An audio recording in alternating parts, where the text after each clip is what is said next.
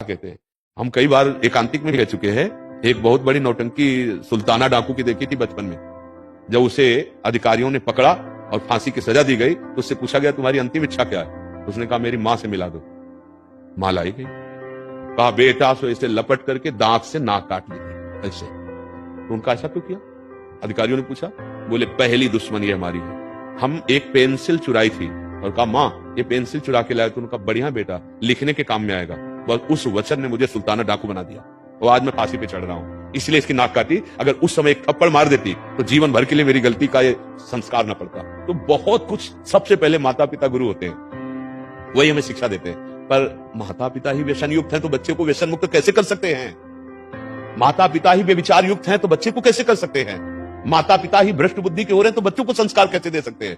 गर्भस्थ शिशु से संस्कार प्रारंभ हो जाता है। जिस दिन पता चले कि गर्भ में बच्चा आ गया है उस दिन से ब्रह्मचर्य का पालन दोनों को करना चाहिए, माता और पिता। कैसा है? बच्चा प्रकट हो गया है, अब हम उसके संस्कार जैसे डालेंगे वैसे बन जाएंगे। हमारे यदि गंदे आचरण तो अपने आप उसमें संस्कार जा रहे हैं। समझो जब वो जवान होगा और अपना वर्ताव प्रकट करेगा तब रोते घूमोगे कि हमारा बेटा है। नहीं, उसके जनक आप है, जनक माने पिता। उन संस्कारों के भी जनक आप है। तो हमें लगता है कि बेटों से ज्यादा शिक्षा की जरूरत माता पिता को है। अगर वो सही आचरण करें तो अपने बेटों को सही आचरण सिखा सकते हैं। जब उनमें सही आचरण नहीं हुआ तो कैसे सिखा पाएंगे? अब हमें बताइए।